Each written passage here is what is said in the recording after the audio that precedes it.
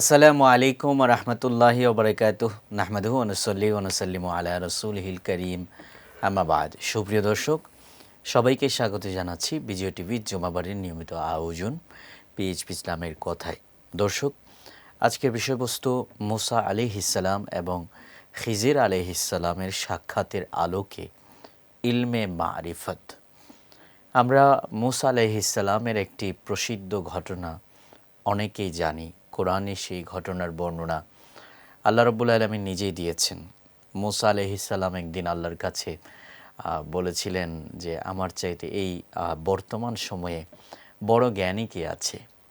তারপর আল্লাহ রাব্বুল আলামিন এমন একজন ব্যক্তির সাক্ষাৎ মুসা আলাইহিসসালামকে দিয়েছিলেন, যে ব্যক্তির কাছে বিশেষ গুপ্ত রহস্যের জ্ঞান ছিল, যে ব্যক্তির কাছে আল্লাহ রাব্বুল আলামিনের এমন এক জ্ঞান ছিল যে জ্ঞানকে ইলমে লাদুন্নি বা ইলমে মারিফত বলা হয়।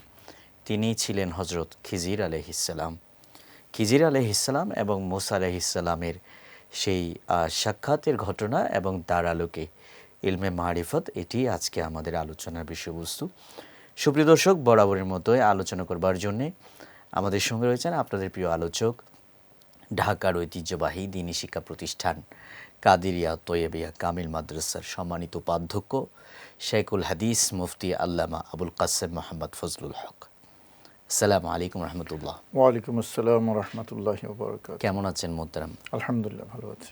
মোহতারাম, বিষয়বস্তু তো শুনেছেন, হজরত খিজির আলাইহিস ইসলাম এবং মুসা আলাইহিস ইসলামের যে ঐতিহাসিক সাক্ষাৎ ছিল, তার মাধ্যমে আল্লাহ রাব্বুল আলামিনের বিশেষ এক ধরনের জ্ঞানের অস্তিত্ব আমরা কোরআন থেকে জানতে পাই, যে জ্ঞানকে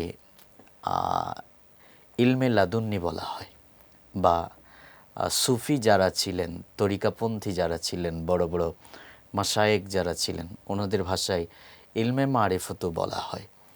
তো সেই বিষয়ে আমরা আজকে এই অনুষ্ঠানে পুরো আলোচনাটা শুনবো। শুরুতে পুরো ঘটনাটা সংক্ষেপে আপনার কাছ থেকে শুনতে চাচ্ছি। ধন্যবাদ। বিসমিল্লাহির রহমানির রহিম। খুবই ভালো হয়েছে যে ইলমে মারিফত সম্পর্কে আলোচনাটা এসছে।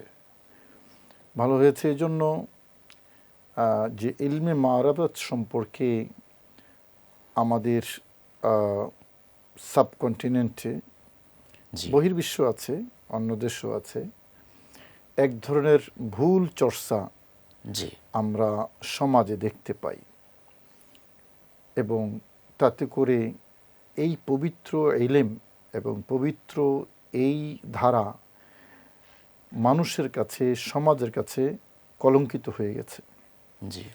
সে কারণে ইলমে মারিফতের স্বরূপ বলতে যা বোঝায়, কোরআনে কারীমের এই ঘটনায় তো আছেই, আরও অনেক জায়গায় আছে, এবং হাদিস শরীফের আলোকে যদি আলোচনা করা হয় তাহলে একটা বিরাট আলোচনার দাবি রাখে। তবে আমাদের সমাজে ইলমে মারিফত বলে যা কিছু চালিয়ে দেওয়া হয়, এটা অধিকাংশ ক্ষেত্রে ভণ্ডামি। এটা মূলত ইলমে মারিফত নয়। মূলত ওই কিছু কথাবার্তা, উদ্ভট যে কথাগুলো আছে, এগুলোকে অনেক সময় তরিকতের কথা, মারিফতের কথা, মানে এমন একটা কথা যেটার কোনো ইসলামী কোনো বেজও নেই, আবার এমন কথা যেটার ওই মানুষটার নিজের অবস্থাও যদি আমরা দেখি, ক্ষেত্রবিশেষে এটা দেখা যায় যে ওই মানুষটা নিজেই শরীয়ত থেকে, ইসলাম থেকে, ইসলামের চর্চা থেকে অনেক অনেক দূরে। তাহলে এই মানুষ দ্বারা তো অলৌকিক কোনো কিছু প্রকাশ পাওয়া, এটা একটা মানে অলিক কল্পনার মতোই। সেই জন্যেই বিষয়টা হলো, ইলমে মারিফতের স্বরূপ আছে, ইলমে মারিফতের ক্ষেত্র আছে, ইলমে মারিফত কোথায় বসবাস করে, কোথা থেকে আসে, সেগুলোর কিন্তু উপযুক্ত জায়গা আছে। এখন যারা ইলমে মারিফতের নামে ভণ্ডামিগুলো চালিয়ে দিতে চায়, তারা মূলত ইলমে মারিফতের ধারে কাছেও নেই। মানে অধিকাংশ ক্ষেত্রে বলছি আর কি, আমাদের সমাজে এখন অধিকাংশ ক্ষেত্রেই সেই বিষয়গুলো আমরা দেখতে পাই। কিন্তু কোরআনে কারিমে এবং পেয়ারা নবী রসুল করিম সাল্লাল্লাহু আলাইহি ওয়াসাল্লামের হাদিস শরীফে যে ইলমে মারিফতের স্বরূপ দেওয়া হয়েছে, সেটা যদি আমরা মানুষের কাছে উপস্থাপন করতে পারি, তাহলে ইলমে মারিফত যে একটা পবিত্র এবং স্বচ্ছ জিনিস, এটা রক্ষা হবে এবং মানুষ কনফিউশন থেকে চর্চাও বাড়বে, এটার বেঁচে যাবে। আমি কোরআনে কারিমের একটি আয়াত দিয়ে শুরু করতে চাই। আল্লাহ পাক রব্বুল আলামিন আহকামুল হাকিমিন এই ক্ষেত্রে খিজির এবং মূসা আলাইহিস সালাম সম্পর্কে বলতে গিয়ে হযরত খিজিরের যে পরিচয়টা দিয়েছেন, সেই পরিচয়টা হলো ফাওয়াজাদা আবদাম মিন ইবাদিনা আতাইনাহু রাহমাতাম মিন ইনদিনা ওয়া আল্লামনাহু মিন লাদুন্না ইলমা। জি, খিজির আলাইহিস ইসলামের পরিচয় আল্লাহ দিয়েছেন যে তিনি এমন একজন আল্লাহর বান্দা যাকে আল্লাহ তার পক্ষ থেকে রহমত দিয়েছেন এবং তার পক্ষ থেকে আল্লাহ ইলম দিয়েছেন। জি, তো ইলমান বলার সময় এটাকে নাকেরা তানবিন দিয়ে বলা হয়েছে, নাকেরা তানবিন।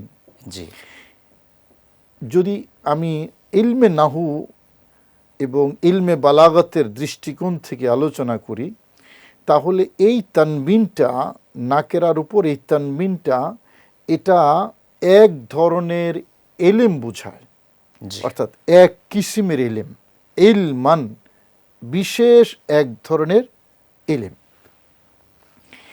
এই বিশেষ এক ধরনের ইলম যেটা হযরত খিজির আলাইহিস সালামকে দেওয়া হয়েছে, এটাই হলো ইলমে মারিফত। আপনি মাঝখানে ছোট করে একটু বলেছেন যে এমন এমন মানুষ ইলমে মারিফতের দাবি করে যাদের সাথে শরীয়তের কোনো দূরতম সম্পর্ক নাই। এই জায়গায় প্রথমে একটু বলে রাখা দরকার, তাসাউফের কিতাব, যে কিতাবের মধ্যে ইলমে তাসাউফ, ইলমে মারিফত সম্পর্কে পরিচয় দেওয়া আছে, সে সকল কিতাবের মধ্যে লেখা আছে আল মারিফাতু মুকাইয়াদাতুন বিশরিয়াতে। জি, মারিফত শরীয়ত দ্বারা বাধা আছে, শরীয়ত মুক্ত মারিফত নাই। সুবহানাল্লাহ। এটা হলো একটা মূল নীতি ইলমে মারিফতের। আল মারিফাতু মুকাইয়াদাতুন বিশরিয়াতে, শরীয়ত দ্বারা আটকানো আছে, মানে বাধা, জি, এটা একেবারেই মুক্ত নয়। সুতরাং শরীয়ত মুক্ত কোনো মানুষ মারিফতের দাবি করলে এটা মারিফত হবে না। শরীয়তের সাথে এটার সম্পর্ক আছে এবং শরীয়তের উপর ভিত্তি করেই মারিফত তৈরি হয়। জি, দোতলা তিনতলা তৈরি হয় ওই মাটির নিচে যে বেজ আছে, জি, সে বেজের উপরে। মোহতারাম, শরীয়ত এবং মারিফতের এই যে চমৎকার একটা নিবিড় সম্পর্কের কথা আপনি বলছেন, এটা নিয়ে আমরা আরও শুনবো আপনার কাছ থেকে। আমাদের এই পর্যায়ে একটি বিরতি নিতে হচ্ছে। সুপ্রিয় দর্শক, আপনাদের প্রিয় অনুষ্ঠান পিএইচপি ইসলামের কথা থেকে আমরা এই পর্যায়ে নিচ্ছি ছোট্ট একটা বিরতি। ফিরে আসছি অল্প কিছুক্ষণের মধ্যে, আমাদের সঙ্গেই থাকুন। সুপ্রিয় দর্শক, ফিরে এলাম বিরতির পর। সবাইকে আবারও স্বাগত জানাচ্ছি আপনাদের প্রিয় অনুষ্ঠান বিজয় টিভির জুমাবাড়ির নিয়মিত আয়োজন পিএইচপি ইসলামের কথায়। দর্শক, বিরতির আগে আমরা ইলমে মারিফত নিয়ে আলোচনা শুনছিলাম। স্পেসিফিকলি বলতে গেলে হজরত মূসা আলাইহিস সালাম এবং হজরত খিজির আলাইহিস সালামের যে সাক্ষাৎ, সেই সাক্ষাতের আলোকে ইলমে মারিফত, এটাই আমাদের আজকের আলোচনার বিষয়বস্তু। খুব চমৎকার আলোচনা করছিলেন আমাদের মুহতারাম আলোচক। মুহতারামের কাছে আবার ফিরে যাচ্ছি আমরা। মুহতারাম, বিরতির আগে ইলমে মারিফত এবং শরীয়তের মধ্যে যে একটা সম্পর্ক, সেটা নিয়ে বলছিলেন। যে এটা আমাদের মৌলিক জায়গা।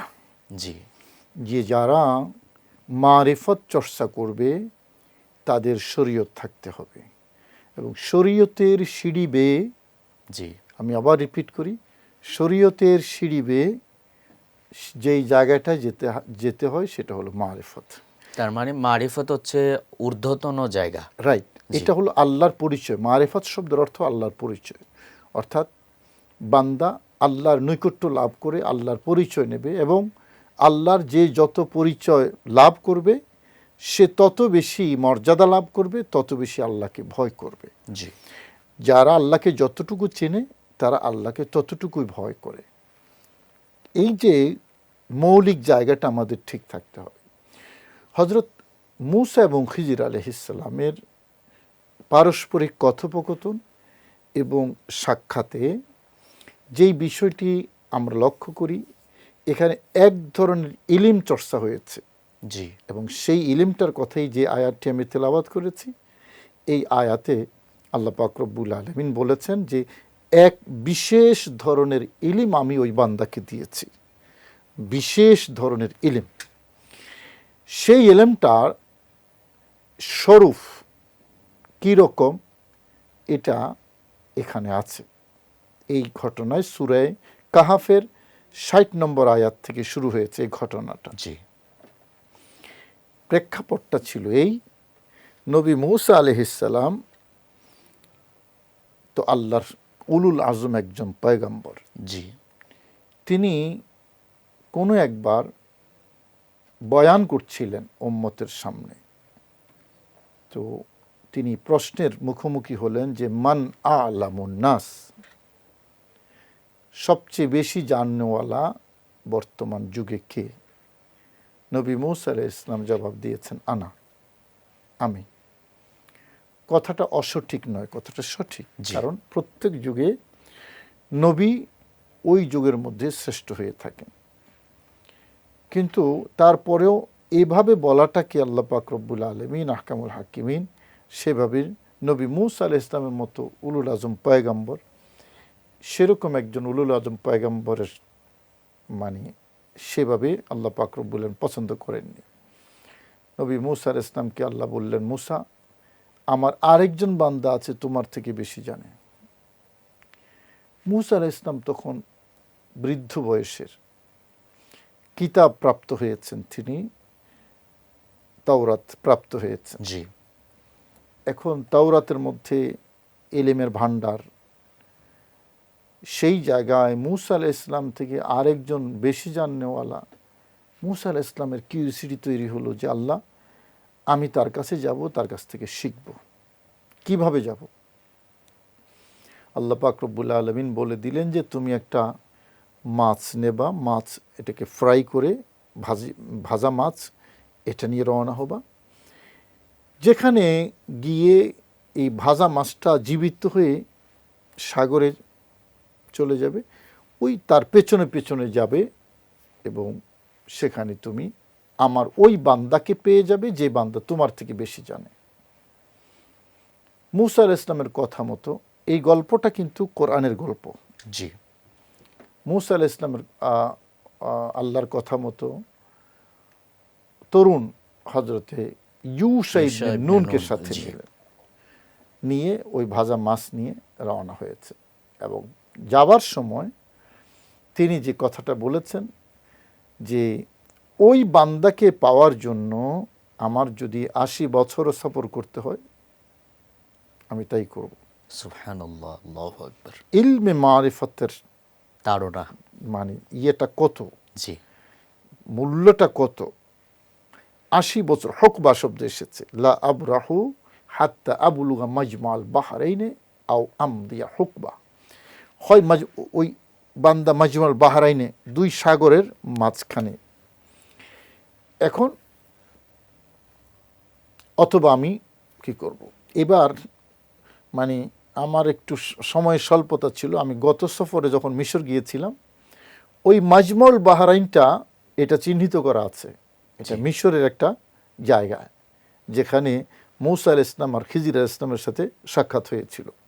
মাজমাল বাহরাইন, ওই সাগর, সেখানে আমার যাওয়ার প্রোগ্রাম ছিল কিন্তু সময় হয়নি, আর যেতে পারিনি আমি। তো খুবই আগ্রহ ছিল যাওয়ার জন্য।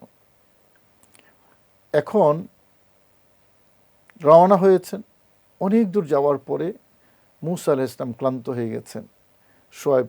ইউশা ইবনে নুনকে বললেন, আমি একটু রেস্ট নেব, তুমি বসো। তো এভাবে রেস্ট নিয়ে মূসা আলাইহিস সালাম ঘুমিয়ে পড়েছে। এর মাঝখানে ওই তাফসিরের মধ্যে লেখা আছে, ওই ভাজা মাছের যেখানে রেখেছে তার নিচে আবে হায়াত একটা মানে জমজমের মতো একটা পানি, অদৃশ্য একটা পানি আছে, পানির কূপ আছে। এটাকে অনেকে অস্তিত্ব স্বীকার করেছেন, এটাকে আবে হায়াত বলা হয়। এটা কোনো মানে মৃত জীবজন্তুর সাথে লাগলে ওটা জীবিত হয়ে যায়, হয় আবে হায়াতের পানির স্পর্শে অথবা এমনিতে আল্লাহর কুদরতে মাছটা জীবিত হয়ে গেছে। এবং সেখান থেকে সেটার পাশেই সাগর ছিল, ওই মাজমাউল বাহরাইন সাগরে পড়ে চলে গেছে।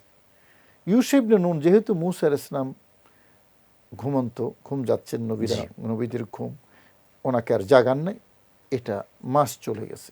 দীর্ঘক্ষণ ঘুম যাওয়ার পরে মূসা আলাইহিস সালাম জাগ্রত হয়েছেন, জাগ্রত হয়ে আবার রওনা হয়েছেন সফরে। এর ভিতরে মাস যে চলে গেছে, এটা মূসা আলাইহিস সালামকে অবহিত করতে তিনি গেছেন ভুলে। ইউসুফ ইবনে নুন অনেক দূর যাবার পরে পেটে খিদে লেগেছে, খাবার আছে তো ব্যাগের ভিতরে। মূসা আলাইহিস সালাম বললেন যে আমাকে খাবার দাও, খিদে লেগেছে। তখন খাবার আছে তো ব্যাগের মধ্যে ভাজা মাছ ছিল। তখন স্মরণ হয়েছে, তখন বললেন, সর্বনাশ মূসা, আমি তো এই কথাটা আপনাকে বলতে ভুলে গেছি। ব্যাগ থেকে বের হয়ে তো মাছ জীবিত হয়ে সাগরে চলে গেছে। মূসা আলাইহিস সালাম তখন বলেছেন, আরে এটাই তো যালিকা মা কুন্না নাবগি, এটাই তো আমরা চেয়েছিলাম। ফারতাদ্দা আলা আসারিহিমা কাসাসা, এই দুইজন আবার ফেরত আসলেন ওই জায়গায় যেই জায়গায় মাছ চলে গেছে। এবার সেখান থেকে গিয়ে পেছনে দেখলেন সাগরের মাঝখানে রাস্তা, কুদরতি রাস্তা। সেই রাস্তা দিয়ে গিয়ে নবী খিজির আলাইহিস সালামের সাথে সাক্ষাৎ হয়েছে। খিজির আলাইহিস সালামকে সালাম দিয়েছেন মূসা আলাইহিস সালাম। খিজির আলাইহিস সালাম একটা চাদর মাথার উপর দিয়ে তিনি ইবাদত করছেন, ইবাদতে মশগুল। সালাম দিয়েছেন, আসসালামু আলাইকুম ওয়া রাহমাতুল্লাহি ওয়া বারাকাতুহু। এই সালাম দেওয়ার সাথে সাথে খিজির আলাইহিস সালাম চিন্তা করলেন, এখানে তো সালাম দেওয়ার কেউ ছিল না, কে আসলো আমাকে সালাম দেওয়ার জন্য? তো জিজ্ঞেস করলেন, মান, তুমি কে? বললেন, আনা মূসা, আমি মূসা। বললেন, মূসা বনি ইসরাইল, তুমি কি বনি ইসরাইলের মূসা? বললেন, হ্যাঁ। তো কি জন্য এসছো? মোহতারাম, সেই প্রশ্নের জবাবটা আমরা বিরতির পর শুনব। আমাদের এই পর্যায়ে আরও একটি বিরতি নিতে হচ্ছে। সুপ্রিয় দর্শক, আমরা এই পর্যায়ে নিচ্ছি আপনাদের প্রিয় অনুষ্ঠান পিএইচপি ইসলামের কথা থেকে আরও একটি বিরতি। ফিরে আসছি অল্প কিছুক্ষণের মধ্যে, আমাদের সঙ্গে থাকুন। ফিরে এলাম বিরতির পর। সুপ্রিয় দর্শক, সবাইকে আবারও স্বাগত জানাচ্ছি আপনাদের প্রিয় অনুষ্ঠান বিজয় টিভির জুমাবাড়ির নিয়মিত আয়োজন পিএইচপি ইসলামের কথায়। বিরতির আগে আমরা মূসা আলাইহিস ইসলাম এবং খিজির আলাইহিস ইসলামের যে সাক্ষাতের ঘটনা, তার আলোকে ইলমে মারিফতের গুরুত্ব সম্পর্কে আলোচনা শুনছিলাম। খুব চমৎকার আলোচনা করছিলেন আমাদের মোহতারাম আলোচক। আবারও আমরা মোহতারামের কাছে ফিরে যাচ্ছি। মোহতারাম, বিরতির আগে আপনি সেই ঘটনাটা মূসা আলাইহিস ইসলাম এবং খিজির আলাইহিস ইসলামের যেই সাক্ষাতের ঘটনা সেটা বর্ণনা করছিলেন, এবং মূসা আলাইহিস ইসলামকে খিজির আলাইহিস ইসলাম জিজ্ঞেস করেছিলেন যে তুমি এখানে কেন এসেছো, সেটা নিয়ে কোরআনে কি বলা হয়েছে সেটা বলছিলেন। কোরআনে কারীম বলছে, মূসা ইসলাম খিজিরকে বলছেন যে, হাল আত্তাবিউকা আলা আন তুআল্লিমানি মিম্মা উল্লিমতা রুশদা। ইলম, শুধু ইলমের কথা। জি। বলেছেন, আমি কি আপনার সাথী হতে পারি, আপনার অনুগত হতে পারি, মানে আপনাকে অনুসরণ করতে পারি, আপনার পেছনে পেছনে থাকতে পারি, এই জন্য যে আপনি আমাকে ইলম শিক্ষা দেবেন, সেই ইলম থেকে যা আপনাকে শেখানো হয়েছে, যেই ইলমের মাধ্যমে হেদায়েত পাওয়া যায়। কথাটা এভাবে, আমি কি আপনার সাথে থাকতে পারি, এই জন্য যে আপনি আমাকে শিখাবেন ওই ইলম থেকে যা আপনাকে শেখানো হয়েছে, হেদায়েত স্বরূপ, যে ইলম দ্বারা হেদায়েত পাওয়া যায়। এই যে ইলমটা, এই ইলমটা মূলত ওই ইলমের কথা, যে ইলমের কথা আল্লাহ বলেছেন যে আল্লামনাহু মিল্লাদুন্না ইলমা, আমি আমার এই বান্দাকে বিশেষ ধরনের একটা ইলম দান করেছি। মূসা আলাইহিস সালাম সেই ইলমের কথা বলেছেন। এবং ইলমটার পরিচয় দিয়েছেন যে মিম্মা উল্লিমতা রুশদা, যে ইলিম আপনাকে দেয়া হয়েছে হেদায়েত স্বরূপ, ওই ইলমটা থাকা মানেই হেদায়েত থাকা, এই ইলমটা। সুবহানাল্লাহ। এবং এটা হেদায়েতের জন্য অপরিহার্য, যে ইলমের দ্বারা হেদায়েত পাওয়া যায়। তখন খিজির আলাইহিস সালাম বলছিলেন যে তুমি তো নবী, ও ইনদাকাল কিতাব, তোমার কাছে তাওরাত আছে, তাওরাত কি তোমার জন্য যথেষ্ট না?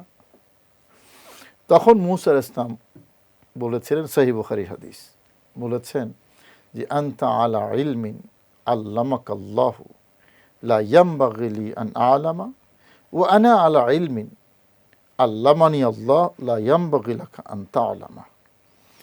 আল্লাহ এক প্রকার ইলম আমাকে দিয়েছেন যেটা তোমার জন্য অপরিহার্য নয়, আবার আরেক প্রকার ইলম তোমাকে দিয়েছেন যেটা আমার জন্য অপরিহার্য নয়। সুতরাং ইলমের ভিন্নতা আছে, তোমার কাছে বিশেষ প্রকার ইলম আছে, আমার কাছে তাওরাতের ইলম আছে, আমি ওই বিশেষ প্রকার ইলমটা শেখার জন্য এসেছি। তখন খিজির আলাইহিস সালাম বলেছেন ঠিক আছে, আর্গুমেন্ট হয়েছে। তিনি বললেন যে তুমি ইন্নাকা লান তাস্তাতি আলাইহি মাইয়া সাবরা, এই ইলম শেখার জন্য এত ধৈর্য তোমার কাছে নেই, তুমি ধৈর্য ধরতে পারবে না। বললেন না, পারবো। তখন বলেছেন ঠিক আছে, থাকবে আমার সাথে, কিন্তু কোনো প্রশ্ন করতে পারবো না।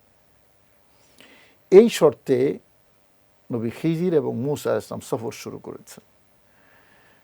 3টা ঘটনা ঘটেছে। প্রথম ঘটনা, সাগরের পাড়ে গিয়ে দেখলেন একটা নৌকা চলে যাচ্ছে। তো তারা খিজির আসলামকে দেখে চিনে গেছে, তারা ফিরে আসলো, খিজির এবং মূসাকে বিনা পয়সা পার করে দিচ্ছে। ওই পারে যখন খিজির আসলাম নৌকা থেকে নামবেন, নামার ঠিক পূর্ব মুহূর্তে হাতের লাঠি দিয়ে নৌকা থেকে ফুটো করে দিলেন। খিজির আসলামকে মূসা বললেন যে আপনি এই একটা সুন্দর নৌকাটাকে ফুটা করে দিছেন, এখন তো পানি উঠে এখানে নৌকাবাসী যারা আছে সবাই ডুবে মরবে।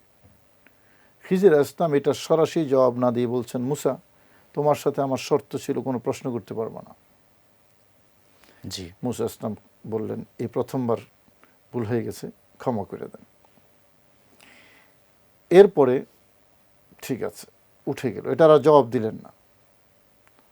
দ্বিতীয় ঘটনা, বাচ্চারা খেলাধুলা করছে, খিজির আলাইহিস সালাম সেখান থেকে সুন্দর একটা বাচ্চা, এটাকে মানে হাতে একটা আঘাত করলেন। এই আঘাত সহ্য করতে না পেরে সে মারাই গেল। মূসা আসলাম বললেন আপনি একটা পবিত্র আত্মা সেভাবে শেষ করে দিলেন। খিজির আসলাম বললেন, ওটা জবাব দিলেন না, বললেন মূসা তোমার সাথে আমার কথা ছিল, তুমি কোনো প্রশ্ন করতে পারবে না, এটা কিন্তু দ্বিতীয়টা।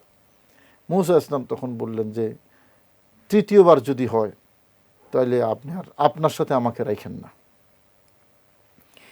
গেলেন এন্তাকিয়া নামক একটা গ্রামে, সেখানে গিয়ে একটা দেয়াল, ও প্রথমে তাদের কাছে খাবার চাইলেন যে আমরা মেহমান আগন্তুক মুসাফির, আমাদেরকে খাবার দেন। তারা খাবার দিল না। তাদের বাড়ি থেকে বের হওয়ার সময় দেখলেন একটা দেয়াল, অনেক লম্বা একটা দেয়াল, তাফসিরে 100 হাত লেখা আছে লম্বা, এটা পড়া অবস্থায় এভাবে বেঁকা হয়ে আছে। খিজির আলাইহিস সালাম এটাকে সোজা করে দিলেন, ঠেলা দেওয়ার সাথে সাথে বিশাল দেয়াল এটা সোজা হয়ে গেছে। মূসা আলাইহিস সালাম বললেন যে তাদের কাছে খাবার চাইলাম, খাবার দিল না, আপনি এটার বিনিময় হলে তো কিছু পারিশ্রমিক নিতে পারেন। তখন খিজির আলাইহিস সালাম বলেছেন, হাজা ফিরাকু বাইনি ওয়া বাইনিক, তোমার সাথে আমার সাথে চুক্তি শেষ, আর আমার সাথে থাকার কোনো সুযোগ নেই। 3টা চান্স ছিল। এই যে ঘটনা, এই ঘটনার জবাব মূসা ইসলাম যাওয়ার আগে খিজির ইসলাম যেটা দিয়েছেন কোরআনে কারিমে আছে, সেটা এটার মধ্যে ইলমে মারিফাতের স্বরূপ আছে। আমি এতক্ষণ ঘটনাটা বলেছি। জি। প্রথম ঘটনার জবাব হলো যে এই দেশের বাদশাহ কিছুদিন পর এই সাগরে যত নিখুঁত নৌকা আছে সবগুলো জোরপূর্বক নিয়ে যাবে। আর এই নৌকাটা এই শহরের যাদের মিসকিন, তারা দুই ভাই, এই নৌকাটাই একমাত্র তাদের পরিবারের চালাবার জায়গা। এটা যদি নিয়ে যায় তাহলে তাদের পরিবার চালানোর আর কোনো সুযোগ থাকবে না। বাদশাহ যেহেতু নিখুঁত নৌকা নিয়ে যাবে, আমি এটাকে নিখুঁত না রেখে খুঁত করে দিলাম, ফুটো করে দিলাম।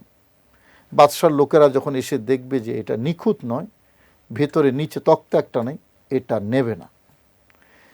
মুসা, আমি এটাকে ফুটো করে দিয়েছি ঠিক, কিন্তু পানি উঠতে দেইনি, পানি উঠবে না, এটা এভাবেই চলবে।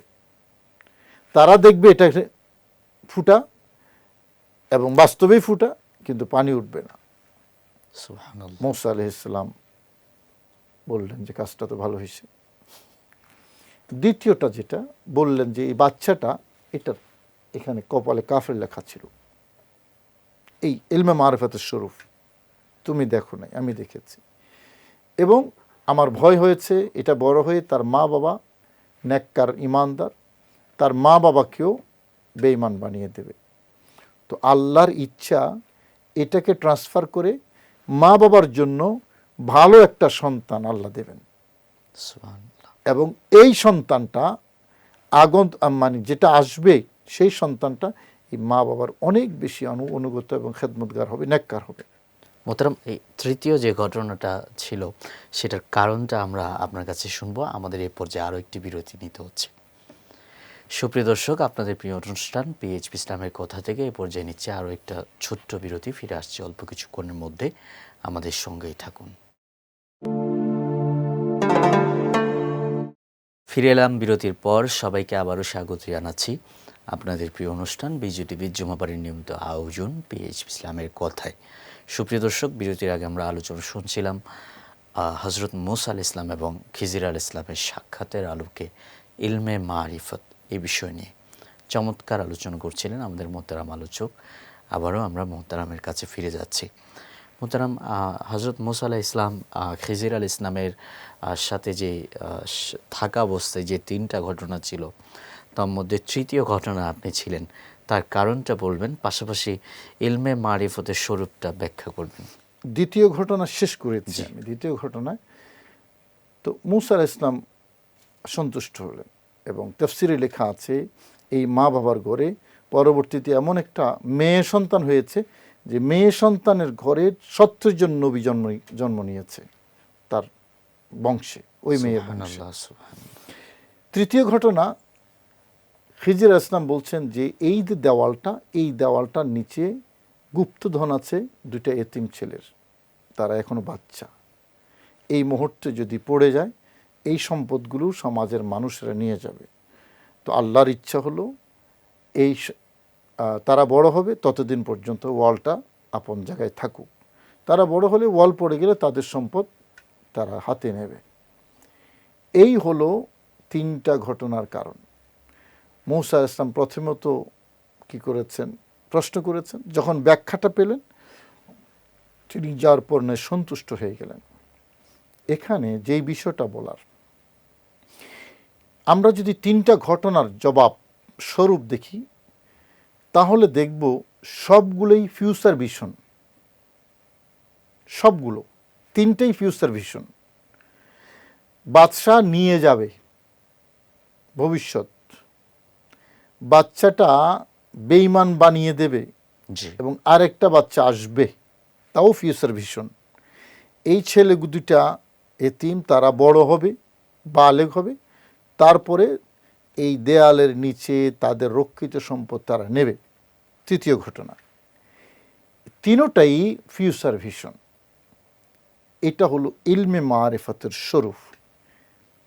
অর্থাৎ এই ইলমটা, বিশেষ এই ইলমটা আল্লাহর সাথে বান্দার নিগুড় সম্পর্কের মাধ্যমে হয়ে থাকে। একজনের সাথে তুলনা করছি না, বোঝার জন্য বলছি, একজন মানুষের সাথে আরেকজন মানুষের সম্পর্কের উপর নির্ভর করবে দুজনের তথ্য আদান প্রদান। যদি সম্পর্কটা সাদামাটা হয়, সাদামাটা তথ্য বলবে। সম্পর্ক আরও এগিয়েছে, তথ্য আদান প্রদান আরেকটু এগোবে। জি সম্পর্ক আরও গভীর হয়েছে, তথ্য আরও গভীর তথ্য একজন আরেকজনকে বলবে। সম্পর্ক যদি এমন হয় যে দুজনের একই সত্তা, তাহলে না আমি আমার তথ্য গোপন করব, না আমি আমার সাথে যার সম্পর্ক সে তথ্য গোপন করবে। মারিফত মানি হলো আল্লাহকে চেনা, আল্লাহর নৈকট্য লাভ করা।